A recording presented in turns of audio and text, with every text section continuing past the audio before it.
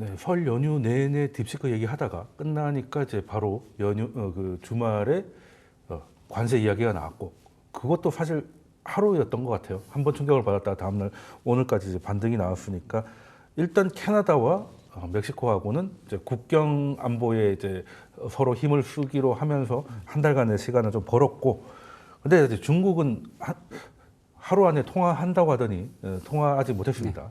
그래서 일단 중국의 추가 10%의 관세가 부과되기 시작했고, 중국도 이제 가만히 있지는 않았습니다. 그죠? 미국에 대해서 최대 15%까지의 관세를 맞대응하겠다라는 걸로 해서 미중 전쟁이 2018년 이후로 어떻게 보면 이제 한 7년 만에 이제 다시 다시 시작됐다고 봐야 되는 거겠죠, 대표님? 이코노미스트 발음이 조금 어렵습니다. 네. 박사님이라고 불러드리겠습니다. 네, 하시죠. 네. 자, 이제 18년도에 이제 가면은 전쟁이란 얘기가 시작이 돼요. 무역 전쟁, 트레이드 워라고 했죠. 관세 전쟁, 트레이드 워. 네. 본원적으로 우리가 따져보겠습니다. 그 당시 15년도, 16년도 넘어가는 시기까지만 하더라도 WTO 체제 자체를 인정을 해줬어요. 그래서 그랬죠. 교역이 서프라임 이후부터는 전 세계적으로 많이 줄은 상태였고 GDP 대비해서 20% 수준에서 피크를 찍고 떨어지는 상태였어요. 하지만 이것이 다시 트레이드 자체가 늘어날 수 있다. 각국이 협조를 하면. 그런 와중에 협조 필요 없고 WTO 체계 자체도 필요 없고 WTO 이사회도 다 미국인들은 빠질 거야. 그러니까 알아서들 해. 그러면서 관세를 매기고 이렇게 이제 모든 교역의 중단이나 좀 철회, 그다음에 금수까지도 이어질 수 있는 여지를 남겨둔 게 트럼프 일기 때였단 말이죠. 그땐 전쟁이 맞았어요. 그런데 지금 이제 그 당시 이제 20년도까지 이제 우리 코로나까지 다 맞고 트럼프가 이제 백악관을 떠났다가 이제 거의 4년이 지났단 말이죠. 그랬죠. 이게 전쟁일까? 전쟁이라고 표현하는 거는 우리가 소위 말해서 한 나라 사람의 그리고 한 나라 국가에 치명타를 입힐 때 전쟁이라고 하거든요. 네, 뭐 큰일이 일어나야 전쟁이라고 그쵸. 하니까. 근데 잘 보시면요. 지금 관세를 매기겠다 그리고 관세를 보복 관세를 매기겠다 하는 품목을 보셔야 됩니다. 트럼프는 어쨌든 관세를 갖다가 멕시코, 캐나다 다 매긴다고 했죠. 근데 멕시코, 캐나다는 그러면은 뭘 지금 보복 관세를 매기냐? 테슬라 얘기하고 있고 몇몇 개 얘기를 하고 있는데 그 총 규모를 보셔야 하는데 그 규모가 크지 않아요. 수백억 달러에 불과해요. 그럼 일기 때는 어땠냐? 똑같았습니다. 관세 매기겠다 하니까 바로 멕시코에서 바로 보복 관세 우리도 가만히 있지 않겠다 하는데 그때 당시에 보복 관세 매기는 상품이 뭐냐면 돼지고기하고 기계 부품 총 150억 달러 수준이었어요. 자, 이 얘기는 뭐냐면 캐나다하고 멕시코 입장에서는 전쟁을 할 깜냥 자체가 안 돼요. 그렇긴 하죠. GDP의 거의 15% 20%를 미국 수출에 의존을 하고 있고 전체 수출에서 80%가 미국한테 의존을 하고 있습니다. 그렇죠. 그러면은 이것이 과연 전쟁일까? 중국으로 한번 또 넘어가 보겠습니다. 중국이 대외 수지로 경상수지 흑자가 일어나긴 하지만 불황형 흑자이고 GDP 4.5, 4.8 나오는데 이 기여도는 이제는 거의 1도 안 됩니다. 0. 몇밖에 안 나와요. 최근에는. 그러니까 저런 이제 시진핑이 외쳤던 것처럼 우리는 대외 수출입에 의존하는 경제 구조를 탈바꿈하겠다. 그러니까 거기를 거의 이제 신경 쓰지 않는 거예요. 내수에서만 모든 걸 성장을 만들겠다는 거죠. 근데 감히 이제 원래는 투자 시장이었던 경제를 갑자기 미국처럼 세련된 소비 시장으로 바꾸려고 하니까 이제 불협화음 잡음이 있는 것이고. 쉽진 않겠죠. 그런데 이번에 잘 보시면은 미국하고 중국과의 교역을 또 보겠습니다. 상품 중심으로 보겠습니다. 미국이 중국한테 많이 사오는 게 뭐냐면요. 화학하고요. 그 다음에 기계, 전자기기, 저가의 전자기기, 컴퓨터 제품 이런 것들이에요.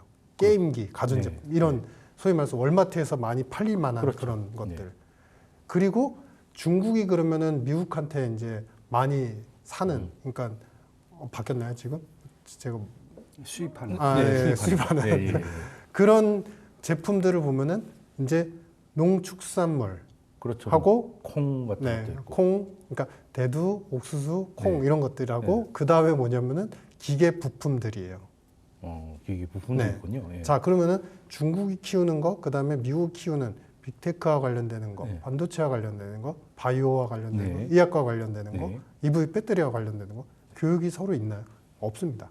신성장 산업은 애초에 서로 이제 교육이 상당히 많이 줄어들었고 네. 전통 그리고 전통 소비재와 네. 관련되는 뭐 것들만 일차적인 네, 것들. 서로 사고 파는데 거기에서 관세를 매긴다? 그것에 대한 의존도도 GDP에서 떨어졌고 상품군도 일단 신산업이 아니라 전통의 산업인데 거기서 관세를 매긴다고 이 나라가 과연 치명타를 입을 것이냐?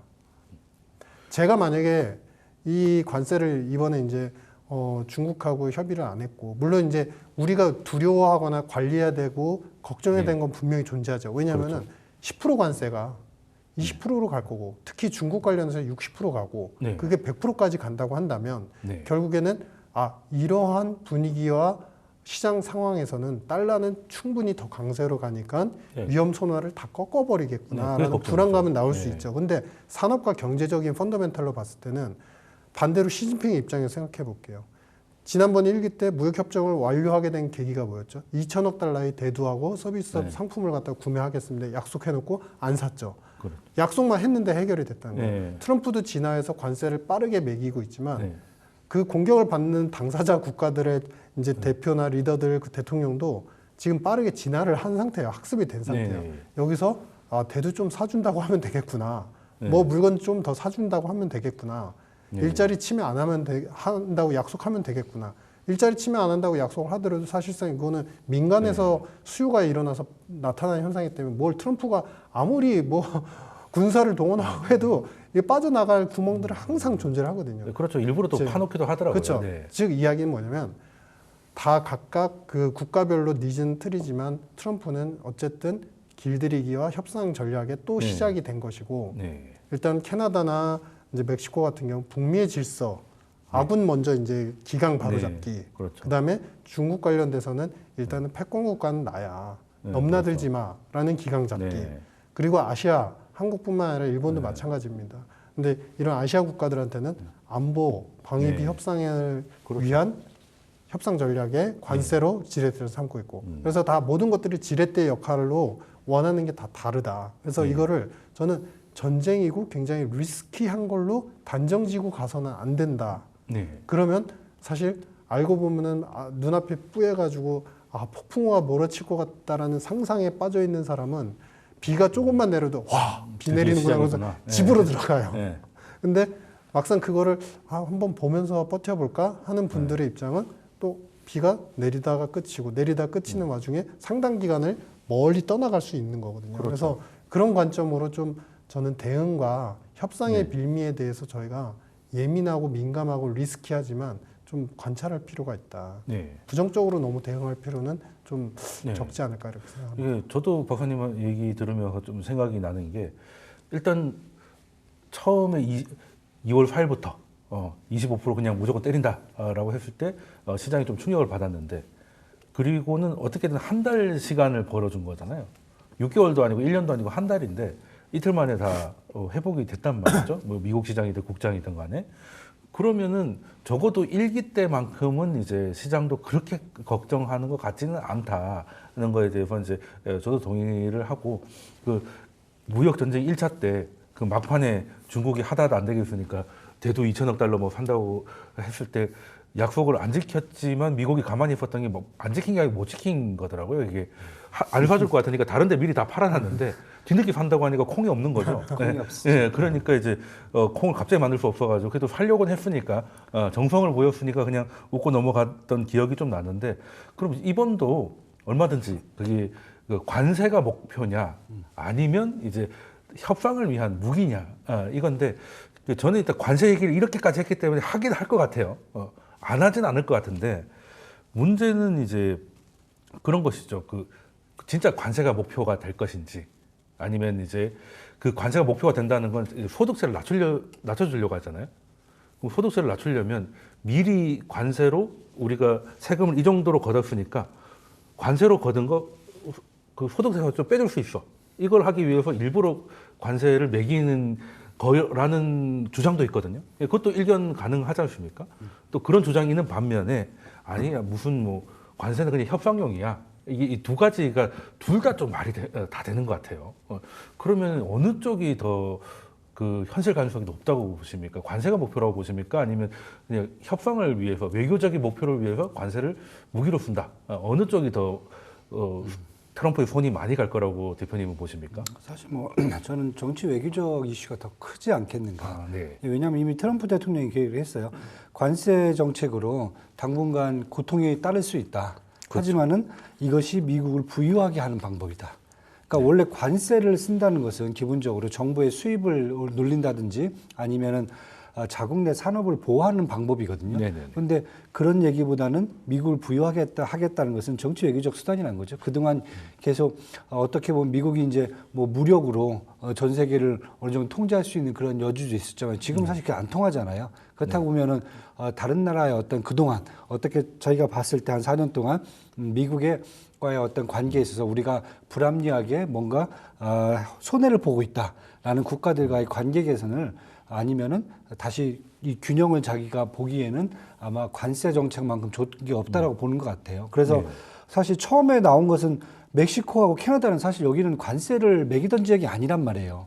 그렇죠. 그 거의 한 몸처럼 움직이던 동네 없던 아니었나요? 지역에서 갑자기 튀어나오니까 시장의 충격이 큰 거고 저는 두 번째 지금 중국 같은 경우는 이미 관세 얘기는 지금 한 8년 동안 얘기를 하는 것 같아요. 계속 지금 뭐 바이든 행정부 때도 결국 했고 마지막에 2025년 1월 1일부터 이미 바이든 행정부가 평균적으로 50% 관세를 때려버렸단 말이에요. 이미 때린 상태에서 거기다 10%만 더 부과해갖고 60% 만들겠다 지금 이런 상태거든요. 그렇다고 보면은 지금 뭐 반대로 그렇다고 중국에서 또 이 액션을 취한 걸 보면은 뭐 미국산 석탄, 액화 천연가스에 15% 관세 추가. 그러니까 쉽게 해서 에너지 쪽 지금 관세 부과해주고 그다음에 원유, 농기계, 뭐 자동차, 픽업 트럭에 10% 관세 추가. 여기다가 뭐 국가 안보를 위해서 텅스텐, 뭐 텔루늄, 뭐 몰리브덴 핵심 광물의 수출을 통제. 뭐 이 정도는 사실 제가 봤을 때 뭐 이렇게 뭐 픽업 트럭은 뜬금없는 그런 걸 보면은 이게 뭐 제대로 맞는 건가? 이게 보복이 맞다라고 생각하는가? 그렇다고 보면은 중국도 일단 액션을 그냥 취하는 걸로 저희 보고 있고 서로 잘 알고 있기 때문에 그리고 이미 중국 같은 경우는 준비를 좀 하고 있다라고 지금 시장에서 이미 보고 있어요. 왜냐하면은 뭐 8년 동안 시달렸는데 뭐 대책이 없겠느냐? 그래서 이미 얘기한 게 지금 얘기 나오는 게 일기 때와 마찬가지로 내수 쪽으로 더 시장의 성장 모멘텀을 끌고 갈 거다. 그 다음에 유럽과의 거래를 증대시킬 거다. 왜냐하면 결국 트럼프하고 유럽하고 또 싸우면은 중국하고 유럽은 적과 적은 어떻게 보면 동지가 될 수 있으니까. 그래서 그 부분도 지금 많이 강화하는 것 같고요. 그다음에 전에 같이 뭐 1대1로 사업을 계속 추진해왔고 위안화 블록화를 하겠다는 의지가 다시 또 지금 보여지고 있거든요. 그래서 이런 걸 본다면은 분명히 트럼프 행정부가 그럼 중국을 통해서 얻을 수 있는 어떤 세수적인 측면이 얼마나 있겠느냐. 왜냐하면 그거 얻어봤자 뭐 어떻게 보면 하죠. 가장 큰 품목 중에 하나가 지금 아이폰이거든요. 그렇죠. 아이폰인데 대만 폭스콘 중국에서 만들어 갖고 다시 미국 수입하잖아요. 거기다 관세 때리면 그 무슨 의미가 있겠습니까? 아무런 의미가 없는 거죠. 그렇다고 보면 결국은 아이폰은 더 비싸게 팔면 되는 거 아닐까? 뭐 미국 입장에서 봐도 제가 봤을 때는 그렇게 경제적으로 큰 효과를 얻을 수 있는 부분은 없어 보여요. 그래서 저는 이번 건은 아마 협상의 여지는 충분히 있다. 중국과 이제 다시 트럼프와 행정 뭐 서로 뭐 친구라고 얘기를 하고 있으니까. 근데 뭐 시진핑 얼굴에는 뭐 친구라는 얼굴은 없는 것 같은데 일단 트럼프 대통령은 뭐, 끝까지 친구라고 우기고 있으니까. 뭐 일단. 친구 보는 표정은 아니더라고요. 네, 친구 보는 표정은 아니죠. 하여튼 그런 상황이라 보면 일단은 정치적 영향력은 좀 제가 봤을 때는 그쪽에 좀 집중을 할 것 같고요. 이미 얘기했던 게 뭐 불법 마약류라든지 요즘 중국인들의 국경을 통한 이민이라든지 이런 부분들도 아마 계속 문제 거론을 할 것 같고요. 그래서 그런 측면에서 본다면 저는 이번에는 협상 여지는 좀 충분하지 않겠는가. 왜냐하면 멕시코하고 캐나다가 뭐 바로 그냥 군대 1만 명 동원해서 깔아주겠습니다. 뭐 얘기 나오잖아요. 그다음에 뭐 콜롬비아도 송환자들 데리고 가라니까 안 데리고 간다 가다가 관세 50% 때릴게 이러니까 뭐 다음날 9시간 만에 바로 데리고 갈게 이렇게 나오잖아요. 뭐 전용기 보내준다고. 전용기 보내준다고. 그래서 이렇게 보면 결국은 중국과의 지금 정치적 얻어낼 게 무엇인지를 지금 트럼프는 계산을 하고 있는 게 아닌가. 저는 그렇게 지금 보여지고 있습니다. 근데 그 트럼프가 지금 많은 것들을 빨리 하고 있는데 지금 현재는 정말 이민자에 대해서 정말 현재는 지심인 것 같아요. 맞아요. 관세도 마찬가지. 관세도 뭐 사실 뭐 중국이 예전에 중국을 타겟으로 했었다가 근데 그 시간 동안 중국은 일단 마른 내수를 키워서 방어를 하겠다고 했지만 중국 내수가 굉장히 안 좋았지 않습니까? 특히 부동산이 안 좋으면서 그래서 살아남는 방법으로 이제 공장을 이제 멕시코나 캐나다로 옮기고 우회로를 찾는 거 그리고 위안화를 절하시켜 가지고 좀 관세를 좀 녹여버리는 예, 그런 형식으로 왔었다가 그 우회로를 차단하겠다는 그로 익혀서 약간 시장에 충격을 좀 받았었지 않습니까? 그런데 그것도 사실 놀란 거에 비해서는 국경만 좀 단속을 해주겠다고 하니까 바로 좀 풀어주는 느낌이에요. 30일이죠. 30일. 예, 예. 진짜 하는지를 보려는 거죠. 네, 그러니까 할 때마다 한 달씩 갱신해야 되는 거잖아요. 무슨 그렇죠. 코로나 검사 때도 아니고, 맞습니다. 약간 그런 느낌인데 참. 그 트럼프는 참 왜 이렇게 이민자에 대해서 이렇게 제일 먼저 힘을 쓸지 솔직히 저는 개인적으로 조금 궁금하긴 합니다. 근데 미국한테 이민자가 그렇게 꼭 나쁜 것만 있는 건 아니잖아요. 저가의 노동자도 많이 제공하고. 그게 예전에 이제 닉슨 대통령이 처음에 독트린이라는 걸 만들었고 예. 지금 트럼프는 닉슨의 패턴을 갖다 그대로 답습해 가요. 아, 그러니까 예전에 자서전 보면 집무실에 닉슨 전 대통령의 편지를 걸어놓고 당신은 대통령이 될 수 있다 차후에 네. 존경하는 키다리 아저씨 같은 느낌이에요. 아, 근데 그 롤 정책을 모델 같은. 그대로 지금 답습해 나가고 보시면 그때 당시에 이제 관세 처음 매기기 시작하고 네. 그때 당시에 이제 우리 금태한 불태한으로 이제 네, 선언을 닉슨 하고 쇼크 그게 있었죠. 모두 다 닉슨 때 일어난 거거든요. 그렇죠. 이제 관세도 사실 거기서 아이디어가 먼저 시작이 된 거고요. 그러니까 근데 중심은 뭐냐면 그 국가안보 그 당시에 독트린하고 일기 때 국가안보 전략 보고서를 보시면 공통점이 있어요. 모든 그 미국의 정치 철학의 최고봉의 화두, 특히 공화당의 정통 보수주의 최고 화두는 뭐냐면 안보예요. 국방 그렇죠. 안보를 제1패권 국가로서 지킨다. 네. 거기에서 이제 강론으로 들어가서 하나씩 이야기를 하는데 거기에서 웰페어 얘기가 나오고 네. 웰페어 나가면서 결국에 우리들의 국민들의 안전과 그다음에 웰페어를 보장하기 위해서 시큐리티와 웰페어를 보장하기 위해서 여러 가지 수단들이 필요하지만 여기에 관세가 있고 네. 여기에 반이민을 위한 그러니까 사실은 이 안에서의 모든 것들은 일자리예요. 일자리. 관세도 네. 일자리의 문제고 그렇죠. 사실은 그 반이민 그러니까 불법 이민자 이제 차단하는 법안도 그것도 일자리의 문제예요. 그러니까 일자리를 잘 해놔야 시큐리티와 웰페어가 국민적으로 보장이 되고 그래서 수정구의 국가 외국에서의 침범하는 국가들이 안보적인 리스크나 사회적인 리스크를 함부로 이제 미치지 못하게 만든다라는 부분에 가치 철학이 들어가 있어요. 그러면 이 얘기는 뭐냐면 말씀하신 것처럼 우리가 유두리 있게 경제학적으로 하면은 미국의 노동자들은 상당히 게을러졌고 부자가 많아지고 그러다 네. 보니까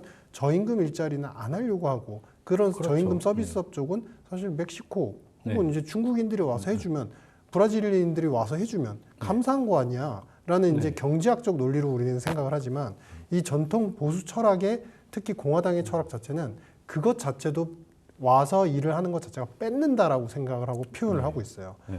그런 게 이제 연결이 되면은 뭐로 연결이 되냐면 사실은 논리성하고는 좀 별개라는 거죠.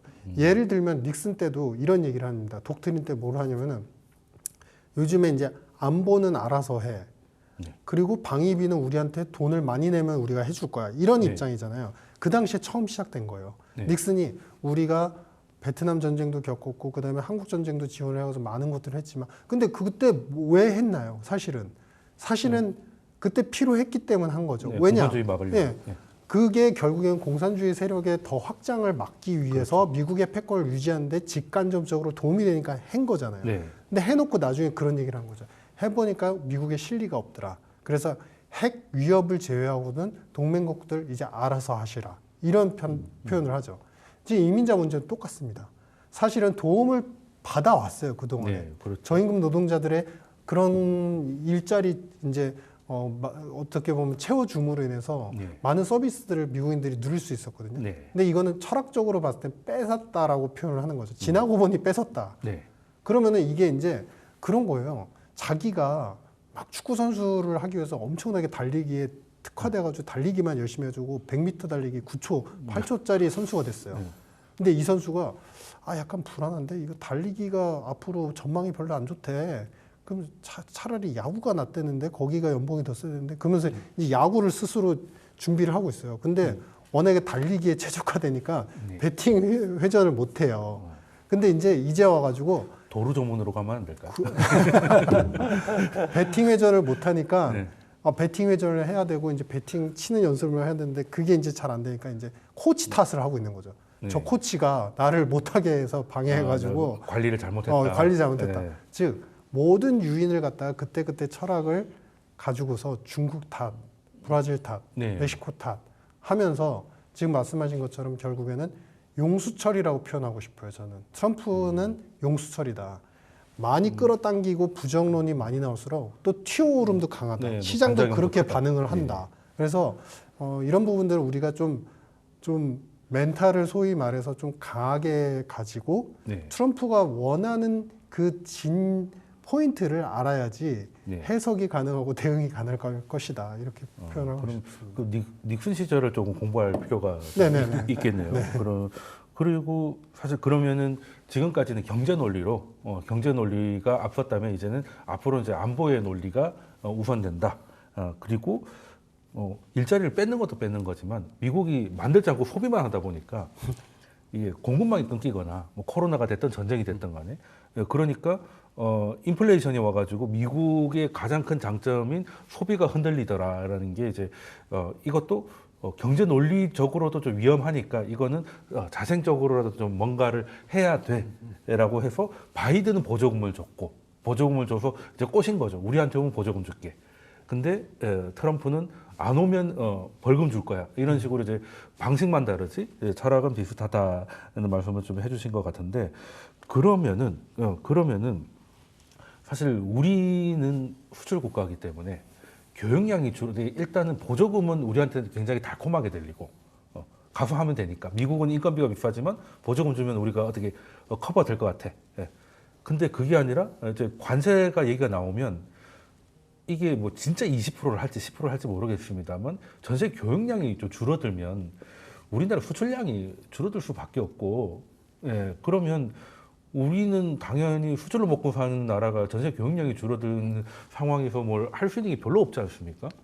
이제 그거에 대한 걱정은 분명히 생기는데 미국은 뭐 미국 나름대로의 사정이 있다 하더라도 그러면은 지금 우리는 뭘 해야 되고 할 방법이 없다면 업종적으로 좀 피해야 될 것들 좀 안전한 투자처는 어디라고 좀 대표님 보고 계십니까? 일단 지표로 나왔어요, 그건요. 네. 왜냐면 1월 달 수출입 지표가 2월 1일 날 나왔거든요. 네. 여기에서 보면은 지금 뭐 수출이 1월 달 수출이죠.